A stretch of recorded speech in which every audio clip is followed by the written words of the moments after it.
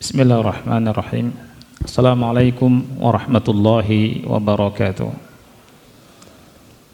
Innal hamdalillah nahmaduhu wa nasta'inuhu wa nastaghfiruh wa na'udzu billahi min shururi anfusina wa min sayyiati a'malina.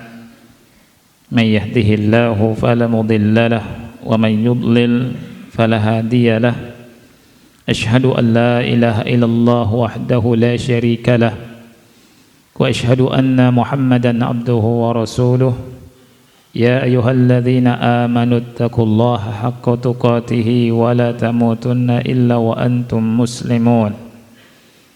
Ya ayyuhan nasu taqu rabbakumul ladzi khalaqakum min nafsin wahidah wa khalaqa minha zawjaha wa batha minhuma rijalan katsiran wa nisaa'a wattaqullaha alladzi تساءلون به والأرحام إن الله كان عليكم رقيبا يا أيها الذين آمنوا اتقوا الله وقولوا قولا سديدا يصلح لكم أعمالكم ويغفر لكم ذنوبكم ومن يطع الله ورسوله فقد فاز فوزا عظيما أما بعد فإن أصدق الحديث كتاب الله وخير الهدي هدي محمد صلى الله عليه وعلى آله وسلم وشر الأمور محدثاتها فإن كل محدثة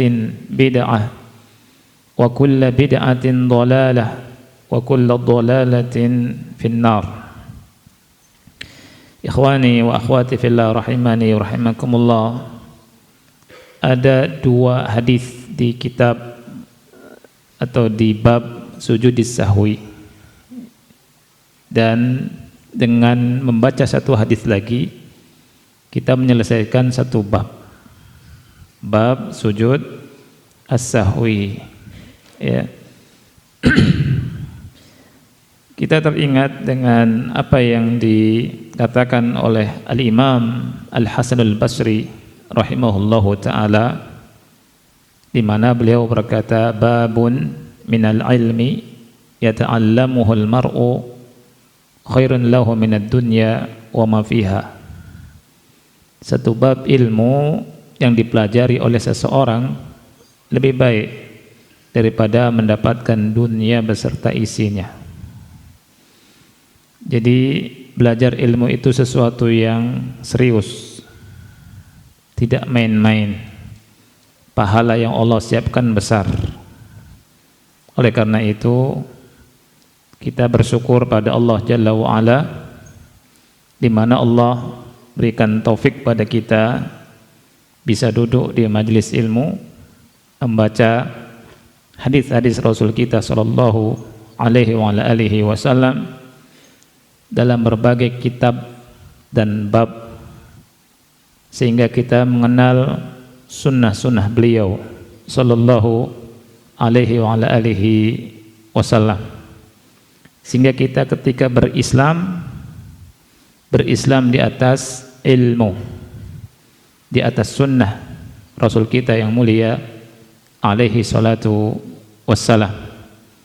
Dan kita ingin wafat, ingin meninggal di atas Islam dan sunnah Rasul kita sallallahu alaihi wa ala alihi wasallam.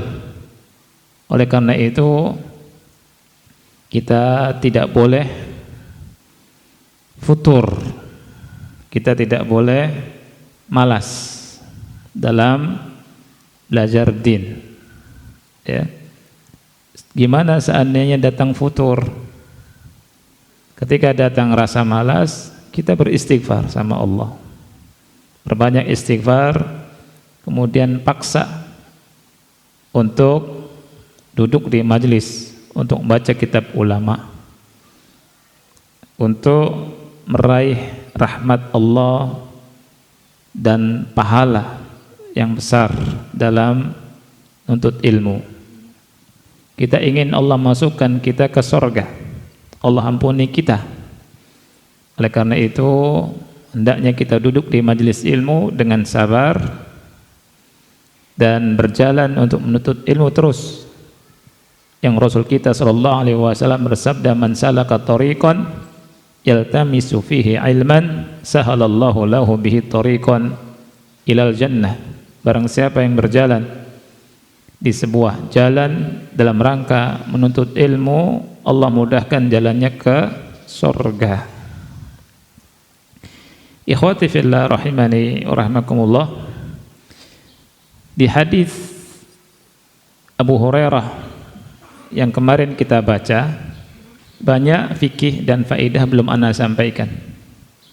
Mudah-mudahan ana akan sampaikan di kesempatan yang insyaallah kita siapkan imma hari ini atau kesempatan yang berikutnya, ya. Dan pada kesempatan ini, sebelum ana lanjutkan fawaid dari hadis yang pertama, ana akan baca hadis yang kedua dari apa yang disampaikan atau diriwayatkan oleh Abdullah ibn Buhainah, ya, di kitab Umdatul Ahkam. Kemudian ana akan masuk ke pembahasan khusus masalah sujud sahwi supaya pembahasan kita sempurna, ya. Kita lihat hadis yang kedua di bab sujud sahwi.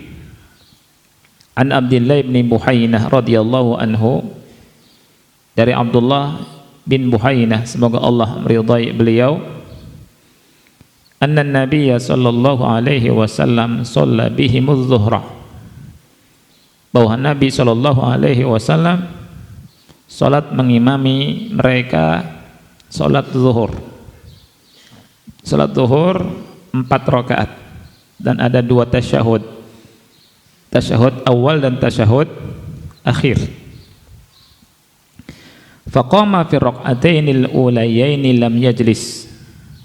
Beliau sallallahu alaihi wasallam bangkit berdiri di rakaat yang kedua, tidak duduk. Maksudnya tidak duduk tasyahud awal, langsung berdiri rakaat ke-3.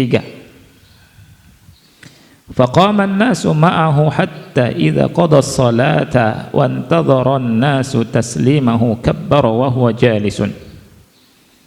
Kemudian manusia juga berdiri bersama beliau sallallahu alaihi wasallam, sehingga apabila beliau telah menyelesaikan salat atau hendak menyelesaikan salat dan manusia menunggu salam beliau, beliau bertakbir dalam keadaan duduk untuk sujud. Fasajada sajdataini qabla an yusallim. Beliau pun sujud 2 kali sujud sebelum salam. Thumma sallama. Kemudian beliau salam. Ya. Hadis ini diriwayatkan oleh Bukhari nomor 829. Di hadis ini ikhwan yang Allah muliakan, Rasul sallallahu alaihi wasallam sebagaimana yang dikabarkan oleh Abdullah bin Buhainah, salat zuhur ngimami sahabat, dan Rasul kita sallallahu alaihi wasallam lupa, ya, lupa tidak duduk dan tidak tasyahud awal. Tasyahud awal bagian daripada wajib salat. Jadi salat itu ada rukun, ada wajib, ada sunnah. Kita harus paham syurutus salat, syarat-syarat salat yang 9, rukun-rukun salat yang 14, wajib-wajib salat yang 8, dan sisanya adalah sunnah-sunnah. Sunnah qauliyah, sunnah fi'liyah. Supaya ketika kita melakukan kekeliruan, kita tahu ini rukun apa wajib. Dengan kita tahu ini rukun apa wajib, kita tahu konsekuensinya, apa yang harus kita lakukan. Ya, insya Allah nanti akan kita bahas rukun apa saja, wajib apa saja? Anak kira seingat anak pernah nyampaikan di sini. Tapi mungkin ada yang baru, kita akan sampaikan kembali. Baik. Tentang sujud sahwi anak akan mulai dari awal. Ada 8 fasal yang akan kita bahas tentang sujud sahwi.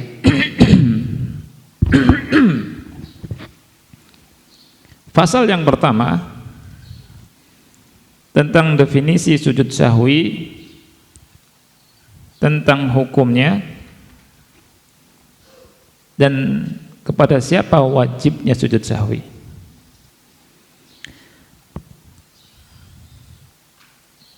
Yang pertama tentang definisi dari sujud sahwi. Ulama berkata, sujudus sahwi huwa ibaratun an sajdataini yasjuduhumal musalli li jadbril khalali al-hasili fi salatihi min ajli sahwi.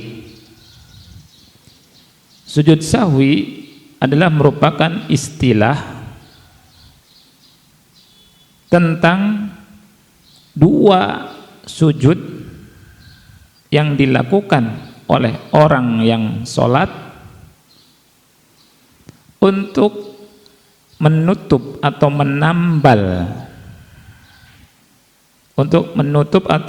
menambal, cacat atau kekurangan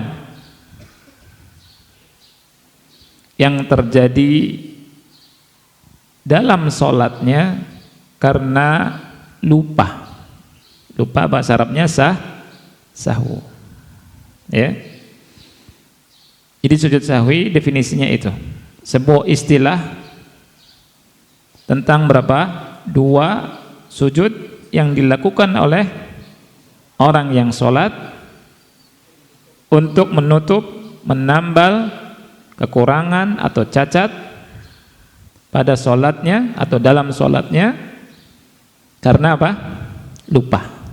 Ini definisi sujud sahwi. Jadi sujud sahwi ini karena cacat, karena khalal dilakukan oleh orang yang sholat oleh kita. Dan ini sesuatu yang wajar. Manusia sifatnya lupa. Ya, kadang kita lupa.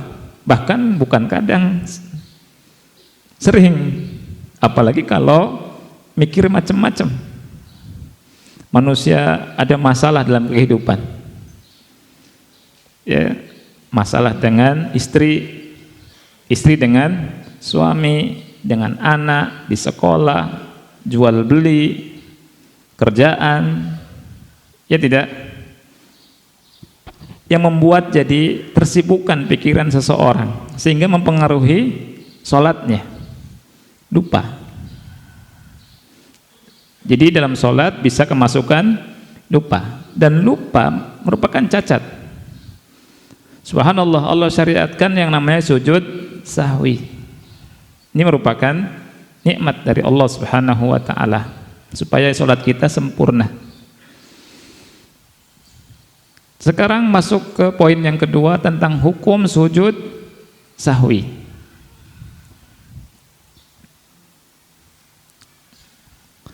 Sujud sahwi secara mujmal, globalnya, hukumnya wajib. Jadi sujud sahwi hukumnya apa?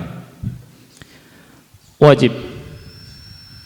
Dan ini pendapat yang sahih dari mazhab Hanafiyah dan mazhab Hanabilah Hambali, dan ini merupakan salah satu pendapat dari Malikiyah dan pendapat dari Ats-Tsauri, maksudnya Sufyan Ats-Tsauri, Ibnul Munzir, Ibnu Hazm, serta pendapat yang dipilih oleh Ibnu Taimiyah, Bin Bas, dan Ibnu Utsaimin rahimahullahu ta'ala. Jadi pendapat yang sahih, sujud sahwi adalah wajib. Sujud sahwi itu wajib. Berikutnya, Siapa yang wajib melakukan sujud sahwi? Ulama berkata sujudus sahwi alal munfaridi wal imam. Sujud sahwi wajib dilakukan oleh orang yang sholat sendiri atau imam. Jadi kewajiban sujud sahwi ini adalah kepada orang yang sholat sendiri atau imam. Adapun makmum tidak. Karena apa? Gugur dengan imam. Ingat, sujud sahwi wajib bagi siapa? Orang yang sholat sendiri. Kadang kita sholat sendiri di rumah, kadang terlambat, kadang sakit, ya kan? Kadang safar. Atau ibu-ibu, para perempuan sholat di rumah, kadang lupa. Ini harus tahu tentang sujud sahwi. Ya, apalagi imam. Imam dia mengimami sholat, punya kewajiban untuk belajar fikih sholat dari awal sampai akhir. Dari awal sampai akhir, orang yang jadi imam harus memahami fikih sholat supaya dia tahu kapan sujud sahwi, kapan tidak sujud sahwi, mana yang wajib, mana yang sunnah. Nah, itu. Dan ini ijma', ya, tentang keijma'an hal ini dinukil oleh Ishaq bin Rahawai, kemudian Ibnu Rushd, kemudian Ibnu Qudamah dan Al-Imam An-Nawawi rahimahumullahu ta'ala. Ya. Baik. Adapun orang yang was-was dalam sholatnya, kadang orang ada was-was kan. Nah ini perhatikan, was-was itu dari syaitan. Was-was, tahu kan was-was ya? Was-was dari syaitan, dalilnya apa? Siapa yang tahu? Was-was dari syaitan. Ahsan, surat An-Nas. Allah perintahkan kepada Nabi Muhammad, dan ini merupakan perintah Allah kepada kita semua untuk berlindung kepada Allah dari godaan syaitan. Qul a'udzu birabbin nas, malikin nas, ilahin nas, min syarril waswasil khannas alladzi yuwaswisu fi sudurin nas minal jinnati wan nas.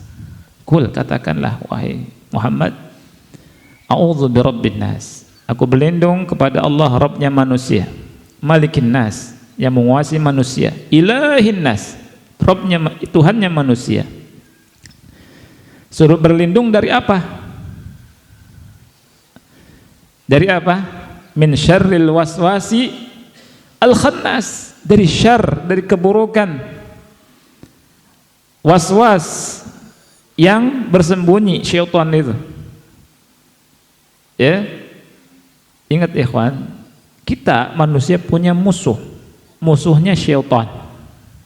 Dan syaitan itu suka kasih waswas, terutama pada ibu-ibu, akhwat, perempuan yang lemah. Allah kabarkan pada kita, setan itu masuk.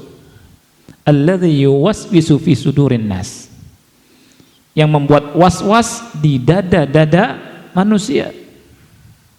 Jadi syaitan itu, ikhwan yang Allah muliakan, bisikin hal-hal yang membuat manusia ini sedih, jauh dari Allah, sempit, dan seterusnya, dari semua sisi, sampai dari sisi ibadah. Was-was. Alladzi yuwaswisu fi sudurin nas. Jadi yang ngasih was-was itu ada. Minal jinnati wan nas. Yang ngasih was-was syaitan dari kalangan jin dan dari kalangan manusia, bisik-bisik manusia. Ya. Nah, setan kasih was-was sampai masalah sholat. Setan masuk was-was. Ya. Orang yang was-was ya, tidak sujud dalam sholat, dikasih was-was ini, was-was itu. Ini kata ulama, al-muwaswisu la yasjudu bimujarradil waswasati fi shalah. Jadi orang yang was-was itu tidak melakukan sujud sahwi karena hanya sekedar ada was-was dalam sholat, was-was. Dan ini hukum ini disepakati oleh semua madhab, ya, madhab fikih yang 4, madhab Maliki, madhab Hanafi, Maliki, Syafi'i dan Hambali. Kalau was-was nggak usah dilihat, nggak usah dituruti was-was itu, ya. Sekali lagi, was-was tidak usah dituruti, diikuti, diteruskan, tutup, ya. Was-was itu bisa bikin orang gila, dan itu yang diinginkan sama syaitan. Ya, sampai ada orang, kata Syekh Utsaimin, was-wasnya udah tingkat tinggi ini. Dia was-was, saya cerai belum sama istri saya ya. Sampai seperti itu. Saya cerai belum sama istri saya. Padahal baik-baik saja antara dia dengan istrinya. Ini Anda bicara tentang was-was karena penting. Ya. Was-was itu masuk sampai masalah sholat. Jadi kalau ada was-was di hati kita, itu tidak usah dilirik, tidak usah diperhatikan, tidak usah dipedulikan. Kalau cuma sekedar was-was. Was-was itu dari wudhu sampai sholat, sampai salam, sampai bersuci. Buang air kecil, buang air besar, buang air kecil, sampai loncat-loncat, bersih belum nih? Ceboknya, cebok lagi. Setelah cebok, wudhu setelah selesai, wudhu lagi. Udah 3 kali belum? Sah belum? Wudhu lagi. Masuk ke sholat juga begitu. Takbir nggak selesai-selesai. Gara-gara apa? Was-was. Allah. Saya ingin Allahu Akbar. Sudah. Takbir lagi. Allahu Akbar. Takbir lagi. Diputar sekarang. Allahu Akbar. Itu kalau Anda mendapatkan begitu, di ruqyah harusnya itu. Ya. Ini was-was. Nanti dibacaannya juga was-was. Bacaan sampai salam, berat akhi. Kasihan orang was-was ini. Dan itu yang diinginkan sama siapa? Syaitan. Yang diinginkan sama syaitan. Dan dibahas sama ulama. Kalau orang sholat ada was-was, tidak usah digubris. Ya. Baik. Fasal yang kedua, sifat sujud sahwi. Sifat sujud sahwi, tata cara sujud sahwi. Yang pertama, adadus sajadat, jumlah sujud sahwi. Sujudus sahwi sajadatan. Sujud sahwi itu 2 kali sujud. Dan ini ijma' ulama. Al-Imam Al-Munawi, Syamsuddin Al-Hattab dari Al-Bisati menyatakan tentang ijma' hal ini. Sujud sahwi itu dilakukan 2 kali sujud. Ya, bukan sekali. Bukan 3 kali. Bukan 4 kali, tapi 2 kali. Yang kedua, tata cara sujud sahwinya adalah sujudus sahwi ka sujudis sholati fi al-hay'ati wadh-dhikri. Sujud sahwi tata caranya seperti sujud sholat dari bentuk dan zikirnya. Sujud sholat, antum melakukan sujud sholat di atas 7 anggota badan. Begitu juga sujud sahwi. Zikirnya, bacanya apa? Subhana rabbiyal a'la wa bihamdi. Subhana rabbiyal a'la wa bihamdi. wajibnya baca sekali subhan rabbiyal a'la. Saat gimana yang baca subhanalladzi la yanamu wa la yashu, ini lemah, ya. Jadi zikirnya seperti apa? Sujud biasa, subhana rabbiyal a'la wa bihamdi. Bentuk sujudnya sama, ya.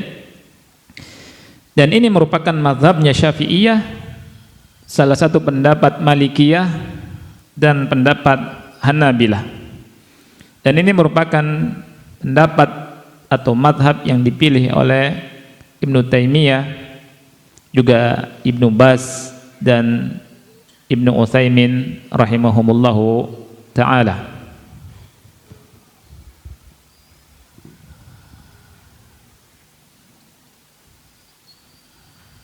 Sekali lagi, maaf, ini pendapatnya Syafi'iyah, Hanabilah, dan pendapat bin Baz dan Ibnu Utsaimin.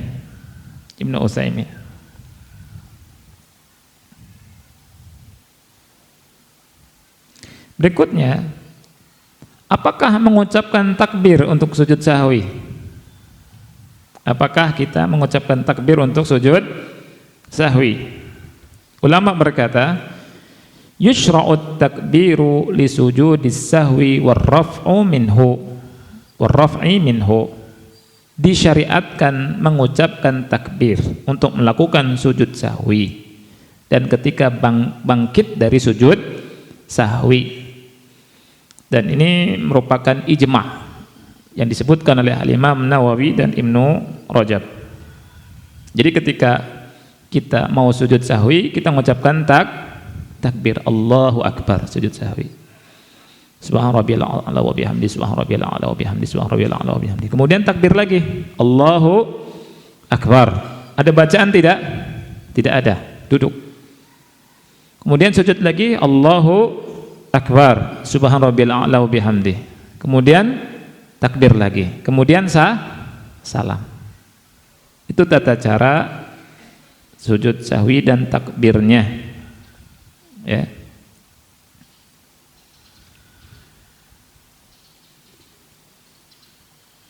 Baik. Berikutnya fasal yang ketiga.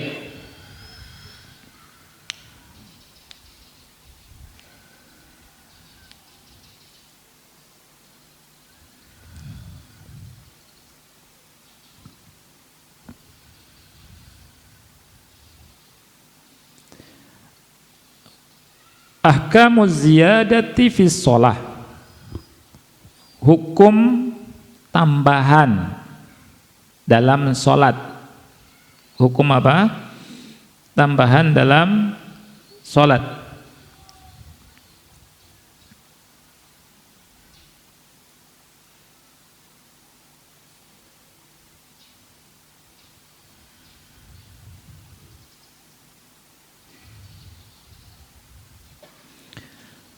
Yusra'u sujudus sahwi liziyadah.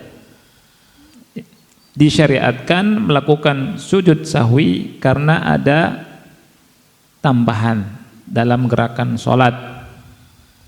Dan ini merupakan kesepakatan dari 4 mazhab.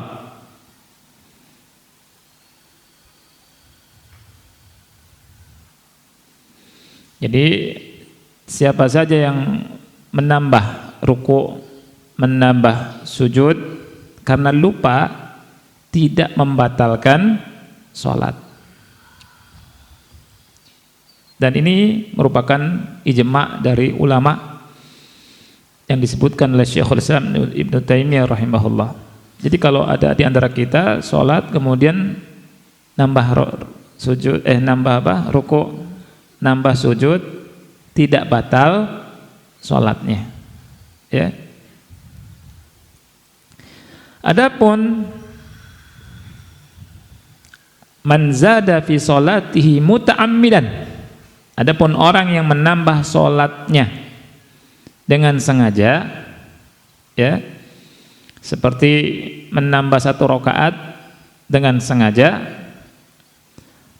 atau sama halnya salam sebelum sempurna, maka sholatnya batal.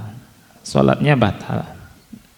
Ini merupakan ijma' ulama, kesepakatan ulama.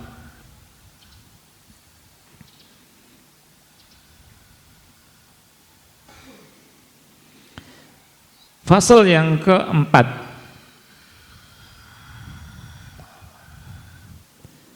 ahkamun naqsi fi shalah, hal-hal yang terkait dengan kekurangan dalam sholat.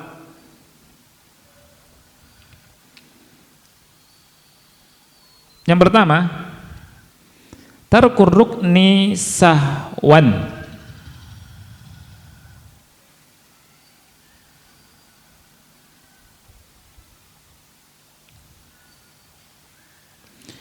Orang yang meninggalkan rukun karena lupa. Kita baca dulu ya. Man taraka ruknan min arkanis salati sahwan ghaira takbiratil ihrami fa innahu yajibu alaihi an ya'tiya bihi wa bima ba'dahu illa idza fata mahalluhu. Barang siapa yang tidak melakukan salah satu rukun dari rukun-rukun salat, barang siapa yang tidak mengerjakan salah satu rukun, ya, meninggalkan rukun atau tidak meninggalkan rukun dari rukun-rukun sholat, sahwan karena lupa, selain takbiratul ihram,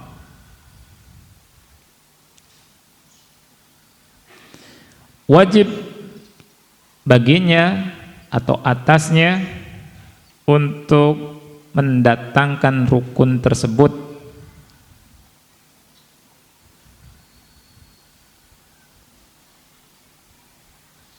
Wajib baginya untuk mendatangkan rukun tersebut.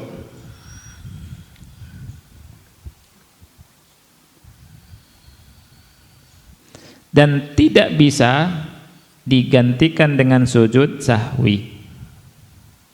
Dan tidak bisa digantikan dengan sujud sahwi. Ini merupakan ijma' ulama.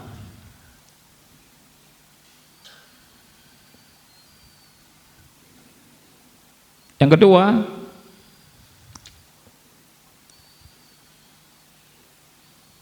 adapun orang yang tidak melakukan, dalam kurung meninggalkan, salah satu kewajiban sholat karena lupa,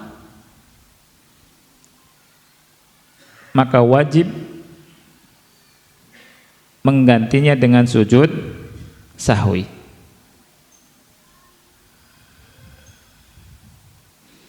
Dan ini merupakan mazhabnya Hanafiyah, Hanabilah, dan pendapat dari Syekh bin Baz dan Ibnu Utsaimin rahimahumullahu ta'ala.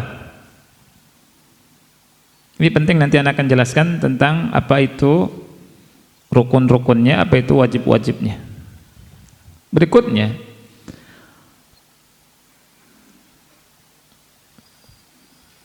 yusra'u sujudus sahwi, disyariatkan untuk melakukan sujud sahwi bagi orang yang lupa melakukan sunnah-sunnah sholat, akan tetapi hukumnya tidak wajib. Dan ini pendapat jumhur ulama dari kalangan Malikiyah, Syafi'iyah, dan Hanabilah. Jadi ada berapa hal dalam sholat? Rukun, wajib, dan sunnah. Yang sunnah ini banyak. Yang harus diketahui rukun dan wajib. Ya, supaya tahu. Kalau rukun antum tinggalkan, nggak bisa diganti dengan sujud sahwi. Kalau wajib sholat, lupa, bisa diganti dengan sujud sahwi. Seperti hadis Abdullah bin Buhainah tadi. Rasul sholat zuhur berapa rakaat? 4 rakaat. Di rakaat yang kedua Rasul tidak tasyahud awal. Dan ingat, tasyahud awal masuk dalam wajib sholat. Rasul berdiri dan tidak tasyahud awal sampai tasyahud akhir. Kemudian Rasul sujud sahwi, tapi sebelum salam. Lihat di sini kita mendapati kewajiban bisa diganti dengan sujud sahwi. Sekarang pertanyaannya, yang wajib-wajib itu apa saja? Yang rukun itu apa saja? Antum tulis ya.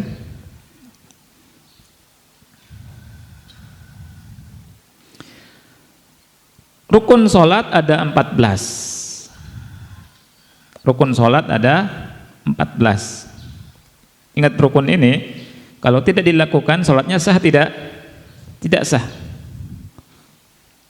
Dan tidak bisa digantikan dengan sujud sahwi.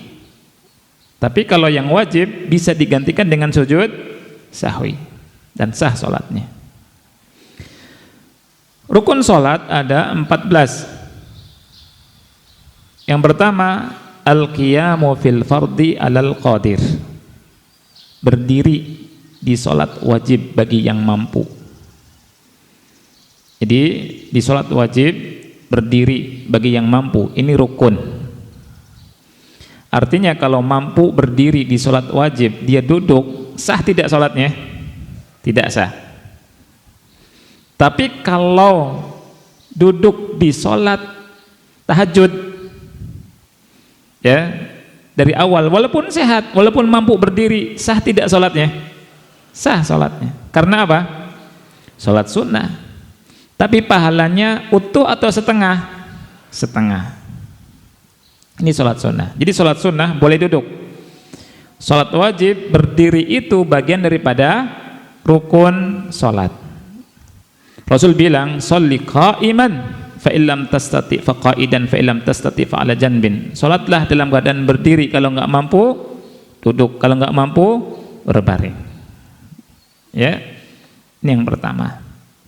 Yang kedua, takbiratul ihram. Mengucapkan takbiratul ihram. Takbir pertama masuk sholat. Ihram itu artinya takbir pengharaman. Ya. Dan takbiratul ihram ini merupakan rukun sholat. Takbiratul ihram merupakan rukun sholat. Makanya ketika antum masuk sholat harus takbiratul ihram. Ya, walaupun ketika masbuk, ini banyak yang lupa, ketika masbuk langsung masuk sholat saja, nggak takbiratul ihram, ini sholatnya nggak sah. Imam ruku langsung ruku, nggak takbiratul ihram, ini sholatnya tidak sah. Kita niat takbiratul ihram dulu, masuk ruku. Ya. Yang ketiga, qiraatul fatihati, membaca surat al-fatihah. Membaca surat al-fatihah salah satu rukun salat. Rasul SAW berkata, la salata liman lam yaqra bi fatihatil kitab. Tidak ada salat bagi orang yang tidak membaca surat al-fatihah di rukun salat. Yang keempat, ar-ruku'. Yang keempat, ruku'. Ruku' ini termasuk rukun sholat. Yang kelima, ar-raf'u minar ruku'. Bangkit dari ruku'. Ya, bangkit dari ruku'. Kalau ada orang sholat ruku' langsung sujud, diterima enggak sholatnya? Ah, tanggung, udah dekat ke sujud, ya, langsung sujud, boleh tidak? Enggak boleh. Bangkit dari ruku'. Bangkit dari ruku' bagian daripada rukun sholat.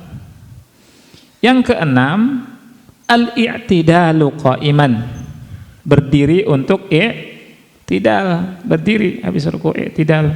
Ini rukun. Ya. Yang ketujuh, as-sujud. Sujud di atas berapa anggota 7 anggota badan kita. Yang ke-8, ar-raf'u minas sujud, bangkit dari sujud. Yang ke-9, al-julusu baina sajdatain, duduk di antara 2 sujud. Ingat tuh, duduk di antara 2 sujud itu merupakan rukun, ya.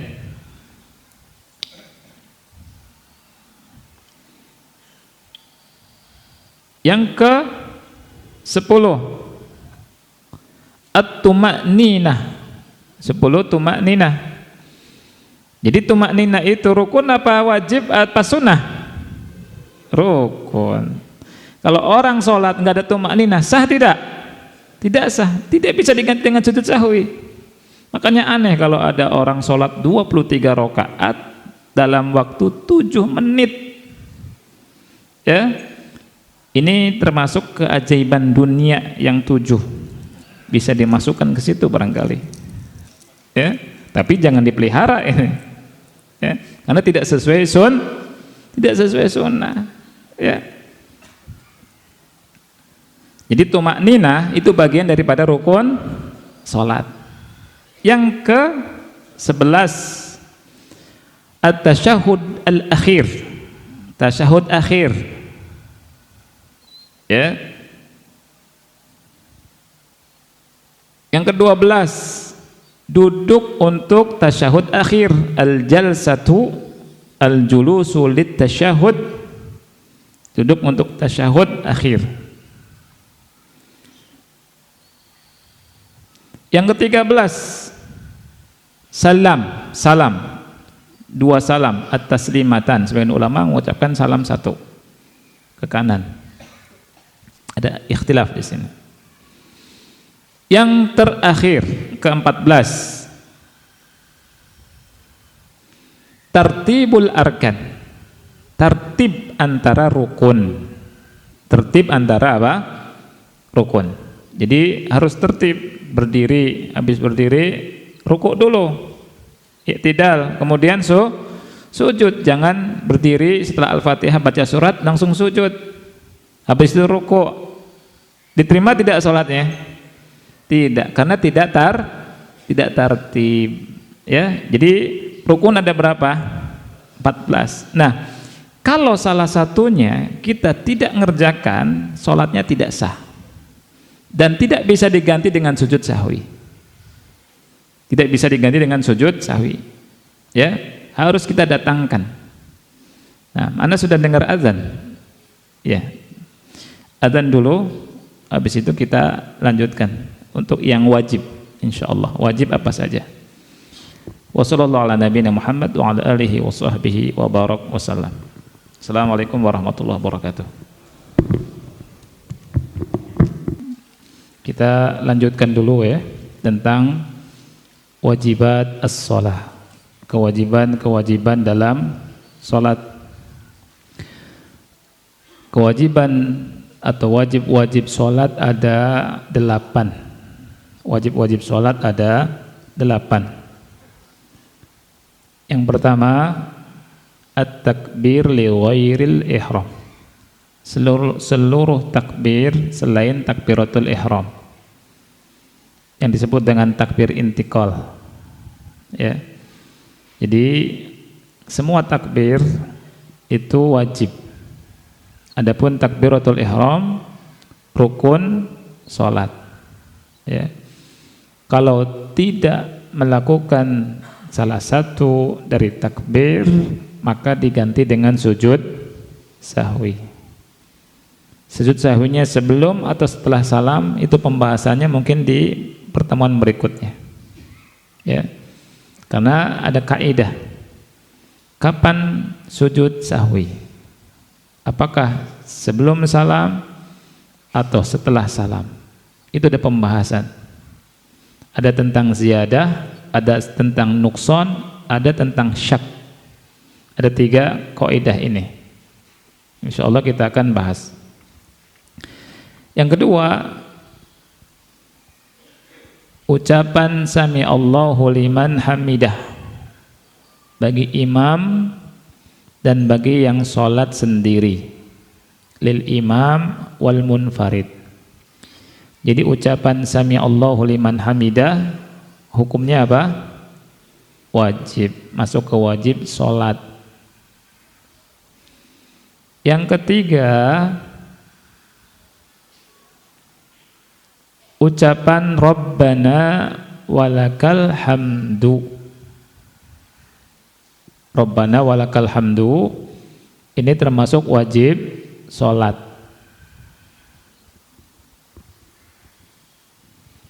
Yang keempat, ucapan subhana rabbiyal azimi sekali, satu kali. Kalau 2 dan 3 bukan wajib tapi sunnah, ya, tapi sunnah. Yang kedua, yang ketiga itu sunnah. Yang wajibnya 1, subhan rabbiyal azim atau subhan rabbiyal azimi wa bihamdi. Ya, jadi kalau ingin cepat 1 dan sah sholatnya. Kalau mau menambah sunnah 2 atau 3, ya. Yang kelima, ucapan subhana rabbiyal a'la 1 kali. 1 kali hukumnya wajib, 2 dan 3-nya sunnah.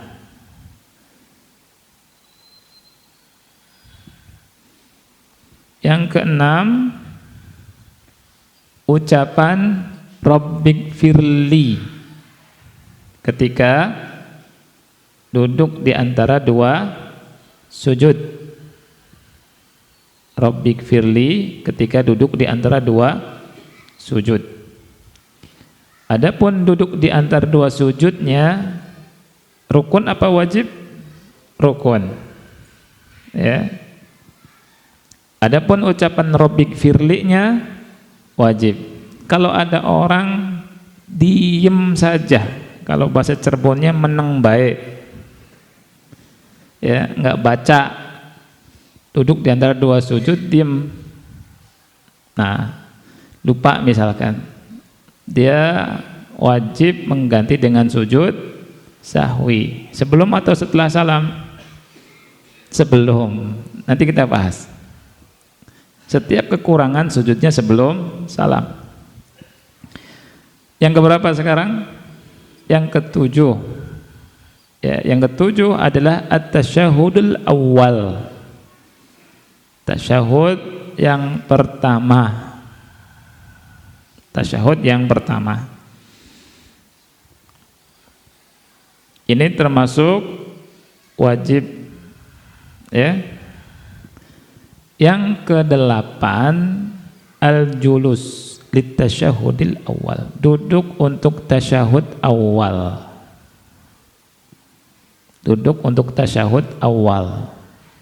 Jadi ada tasyahud awal, ada duduknya. Duduk untuk tasyahud awal. Emang mengucapkan tasyahud awal bisa dengan tidak duduk? Bisa sambil berdiri.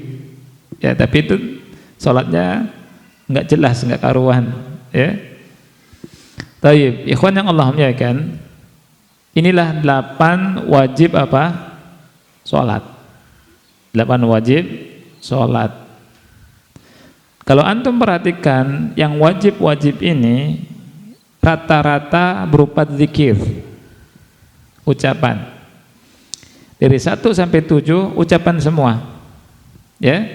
Takbir, sami Allahu liman hamida, subhan rabbiyal azim, subhan rabbiyal a'la, ya kan? Rabbik firli, tasyahud awal. Itu semua berupa zikir, ucapan yang ada dalam salat. Kecuali 1, duduk di antara 2, duduk untuk tasyahud awal. Ini perbuatan fi'il. Ngingetnya gampang. Ya. Nah, di hadis Abdullah bin Buhainah, Rasul tidak melakukan apa? Tasyahud awal dan duduk tasyahud awal. Diganti dengan Sujud sahwi. Sujud sahwinya kapan? Sebelum salam. Dari sini ada kaidah kullu naqsin fasujuduhu qabla salam. Setiap kekurangan sujudnya sebelum salam. Nanti kita bahas, ada yang ziyadah, ada naqas, ada kekurangan, ada syak, ada ragu. Dan gak cukup kita bahas di malam ini. Insyaallah kita akan bahas pada pertemuan berikutnya. Ya. Wallahu a'lam bishawab. Ada pertanyaan? Ya.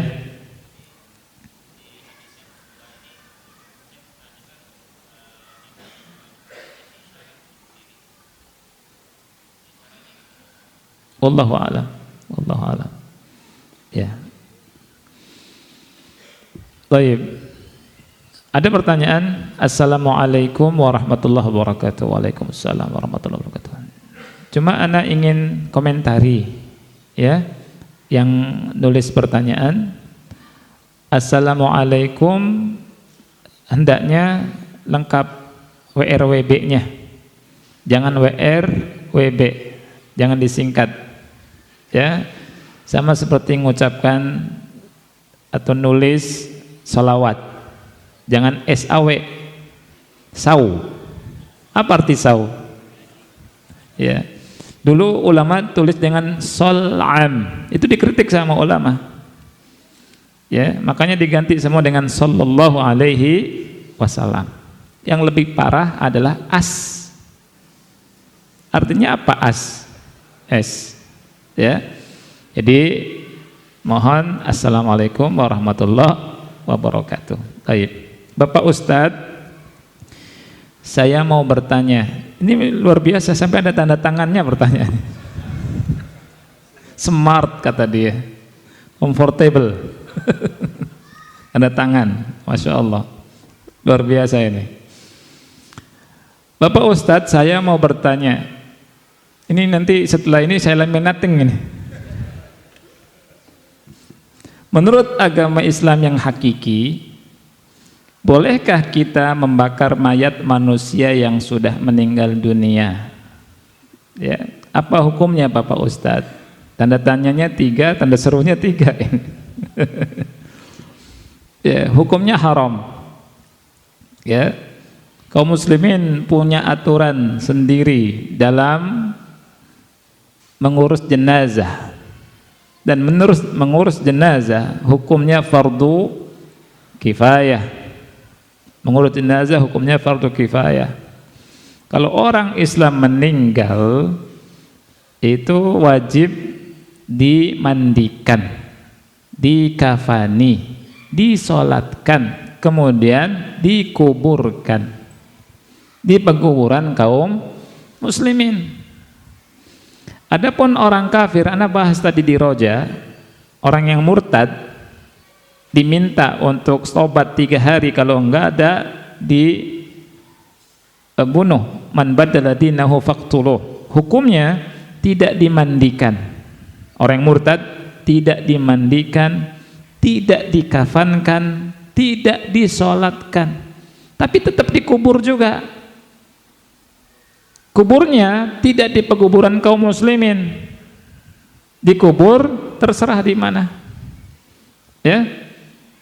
Itu lihat, dikuburkan merupakan sunnah Nabi, bahkan sejak zaman Nabi Adam.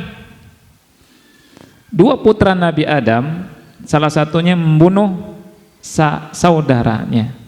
Bingung mau digimanakan nih, ya tidak?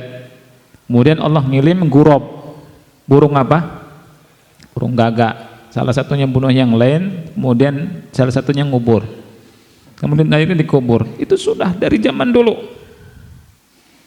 Jadi membakar mayat haram, tidak boleh. Dan itu merupakan hal yang menyakitkan bagi si mayat. Kita ngurus jenazah ketika mandikan saja, mandikan atau mandikan sama aja. Mandikan jenazah itu harus dengan lemah lembut, perhatian, dicuci dengan bagus sesuai sunnah Rasul Sallallahu Alaihi Wasallam. Nggak boleh disemprot pakai apa tuh, blangwir, pakai selang. Anak pernah bukan berkunjung, nengok temen yang meninggal karena kanker, kemudian disemprot hidungnya, prot pakai selang. Astagfirullah. Anak bilang saya yang mandikan. Anak langsung ambil alih. Saya bilang mas saya yang mandikan sudah. Nggak tega. Itu nggak boleh. Walaupun sudah meninggal, kita harus menghormati saudara kita Muslim. Ya, makanya ulama kasih contoh pakai kapas, dibersihkan hidungnya, bukan disemprot pakai selang, prot. Iya betul udah mati, tapi harus dihormati. Kemudian mandikannya harus benar dan seterusnya. Ya, makanya termasuk fardu kifayah ngurus jenazah sampai dikuburkan.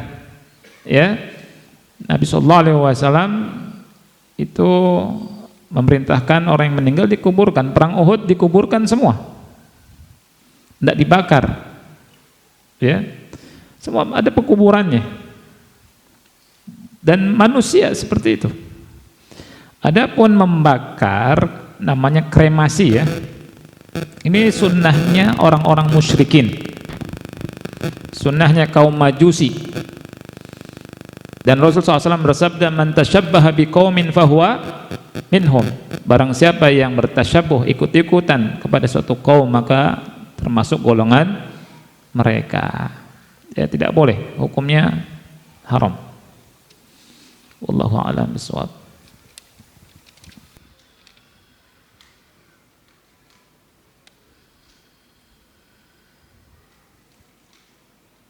Ya. Jika kita sholat dan di salah satu rakaat kita lupa salah satu rukun sholat, apakah sholat kita tidak sah dan harus diulang dari awal atau kita ulang rakaat yang rukunnya kita lupa? Iya. Kalau kita lupa rukun, maka tentunya sholatnya tidak sah. Kita lihat, kalau lupanya masih dekat, masih baru, antum tinggal menambah satu rakaat. Contoh misalkan orang lupa membaca surat Al-Fatihah. Rasulullah SAW bersabda, la sholat liman lam yaqra' bi fatihatil kitab. Tidak ada sholat bagi yang tidak membaca surat Al-Fatihah. Pas salam, kemudian ingat, oh enggak, belum baca nih Al-Fatihah. Mengukur baru atau lamanya bagaimana? Sebagian ulama mengukurnya sebelum keluar masjid. Ya, sebelum keluar masjid, antum duduk dan segala macam. Itu antum tinggal melanjutkan, ganti dengan satu rakaat yang lain. Ya. Nah, adapun kalau sudah lama lupa Al-Fatihah, sudah pulang ke rumah, ngopi, ya, di sore hari ngopi, makan pisang goreng, ya, tidur-tiduran dulu, loh, lupa ini, gitu ya, antum ulang dari awal. Nah, ini, itu yang harus diperhatikan.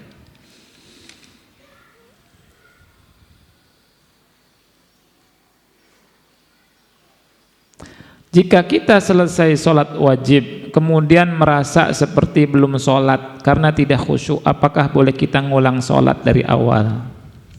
Ini waswas, betul. Ini namanya keraguan yang datang setelah fi'il, setelah perbuatan. Kata Syekh Utsaimin, jangan ditoleh, jangan dipedulikan. Gak usah, sudah. Kalau antum mikirin terus, stres nanti. Ya. Dan ini pintu syaitan. Dan ini juga yang disebutkan oleh ulama namanya was-was. Oleh karena itu kita tidak boleh mengikuti langkah-langkah syaitan. Syaitan memang senang bikin antum was-was. Ya, sudah tutup aja sudah. Sah, bilang gitu. Ya, jangan iya ya. Salat belum nih. Sah enggak ya? Sah enggak nih? Waduh, antum itu sedang ngikuti langkah syaitan itu. Setan tahu kelemahan orang. Ya. Orang kalau nggak punya ilmu, was-was gini, terus dikejar sama setan. Sampai gimana orang itu gila. Itu setan itu. Setan nggak kasih sayang sama antum. Yang sayang sama antum Rasulullah sallallahu alaihi wasallam. Kalau ada was-was kata Rasul, cukup berhenti. Itu, berpaling dari was-was. Setan ingin antum rusak, nggak sayang setan itu. Ya. Makanya kalau ada was-was langsung berhenti. Ya.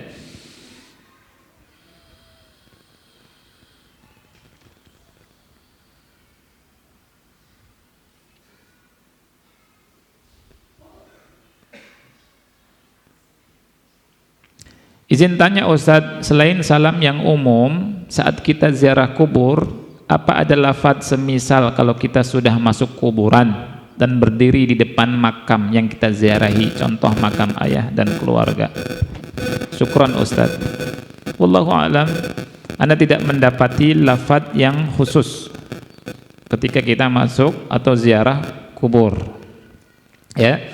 Jadi kita ucapkan lafadz yang umum. Assalamualaikum ahlal diyar, ya, minal muslimin wal mu'minin wa inna insyaallah bikum lalahikun, dan seterusnya. Kita baca kalau kita ziarah kubur. Dan ingat, dalam ziarah kubur ada 3 tujuan. Ya. Tujuan yang pertama, ya, untuk mengingat kematian, mengingat akhirat.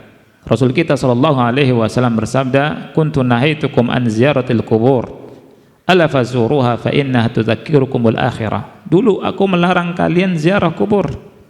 Sekarang ziarahilah oleh kalian karena dia bisa mengingat akhirat, mengingat kematian. Ini tujuan pertama. Tujuan yang kedua, ihsan, naf'ul mayyit, memberikan ihsan, memberikan manfaat kepada si mayit.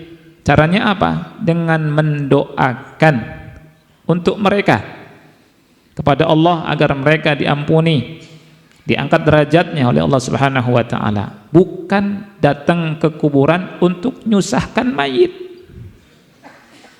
Ya, sebagian kita nyusahkan gurunya ketika hidup dan ketika mati. Ini gara-gara gurunya nggak ngasih sunnah. Ya. Bahwa itu minta ke kuburan, ketika gurunya meninggal diminta-minta juga dia. Ya, subhanallah, indahnya sunnah. Ketika meninggal amal terputus, ya tidak, datang ke situ doakan, minta sama Allah agar diampuni, ya tidak, karena kita manusia itu banyak dosa, banyak kurang, banyak lalai. Ya. Yang ketiga, itu memberikan manfaat untuk diri sendiri, kata ulama. Dengan apa? Dengan cara mengikuti sunnah Rasulullah sallallahu alaihi wasallam ketika ziarah kubur. Nah itu tujuannya 3 itu. Selain itu nggak ada. Kemudian ziarah kubur tidak mengkhususkan waktu tertentu dan tempat tertentu, kecuali memang itu keluarga kita, misalkan ayah kita, ibu kita. Boleh kita ziarah kubur, nengok ayah, bukan nengok halo ya, lagi apa, salam, enggak. Ziarah kubur, ingat kematian, doa untuk ayah, doa untuk ibu, ya, yang meninggal ini boleh. Ya. Selain itu tidak ada.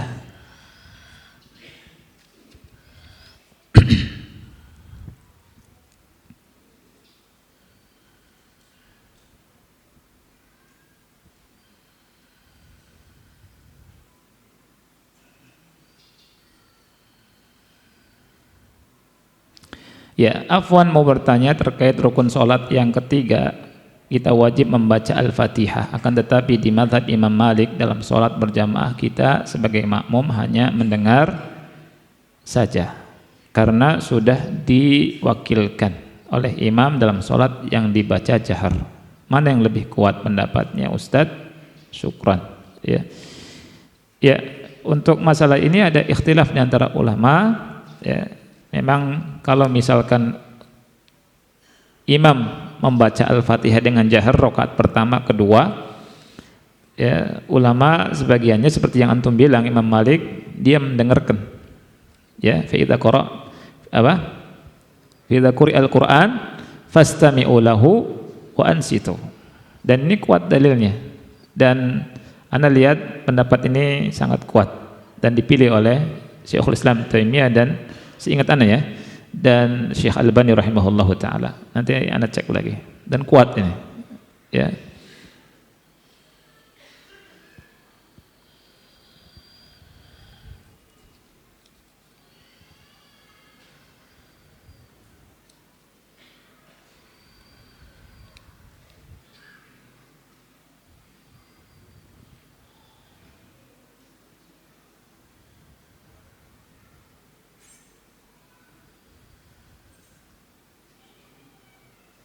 Iya. Pada saat iqamah, di akhir saat muadzin membaca Allahu Akbar 2 kali, la ilaha illallah, lalu jamaah ramai-ramai mengucapkan la ilaha illallah Muhammad Rasulullah. Apakah hal tersebut memang disunnahkan? Wallahu alam. Ana tidak tahu.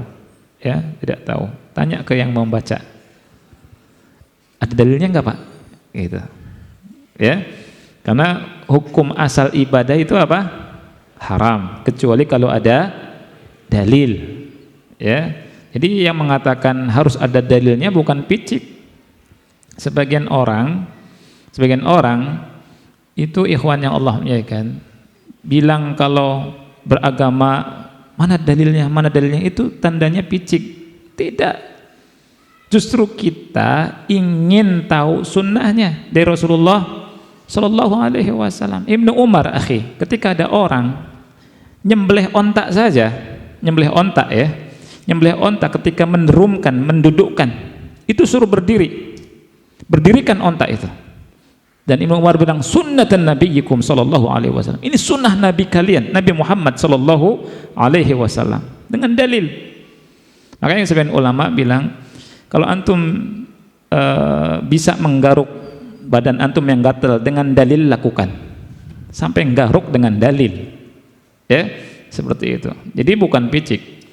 Sebagian orang karena tidak belajar agama dengan dalil, ya, inginnya ngomong bebas, ya, itu menyerang dari sisi ini. Dalil maning, dalil lagi. Memang betul pakai dalil, akhi. Al ilmu qabla al qaul wal amal. Berilmu sebelum berkata dan beramal. Enggak boleh ngomong sembarangan dalam masalah agama. Allah bilang wala taqfu ma laysa laka bihi ilmun innas sam'a wal basara wal fuada kullu ulaika kana anhu mas'ula. Jangan ikuti yang tidak ada ilmunya. Ya, jangan ikuti. Sesungguhnya pendengaran, penglihatan dan hati akan dimintai pertanggungjawabannya di hadapan Allah Subhanahu wa taala. Dan kita harus berani bertanya mana dalil. Masyarakatkan, hidupkan. Walaupun ada orang mengatakan enggak mesti pakai ini, mesti pakai dalil, mesti. Karena Rasulullah SAW berkata apa? Taraktu fikum amrain lan tadillu ma in tamassaktum bihi ma kitaballah wa sunnati Rasulullah SAW wa sunnatun nabiyhi wa sunnati. Kata Rasulullah SAW, kama qala Rasulullah SAW, aku tinggalkan kepada kalian 2 perkara. Kalian tidak akan tersesat selama-lamanya selama memegang 2 perkara ini. Yaitu apa? Kitab Allah dan sunnahku. Enggak usah takut. Dalil, mana dalil? Gitu. Memang ada sebagian tidak pakai dalil, ada. Tapi itu sedikit. Ya. Ada ulama bilang dalilnya ada dalil, ada. Tapi semua masalah mesti ada dalil. Mesti ada dalil, kita minta dalil. Nah itu. Antum ketika mau pergi ke sebuah tempat butuh dalil tidak? Butuh petunjuk, apalagi mau ke akhirat butuh dalil. Gak mau kita beragama dengan zon, kira-kira, saya sangka, kayaknya begini, enaknya begini, perasaan begini. Tidak ada itu. Dalil Quran dan sunnah, ijma' juga, dan seterusnya, dalil-dalil yang dipakai oleh para ulama.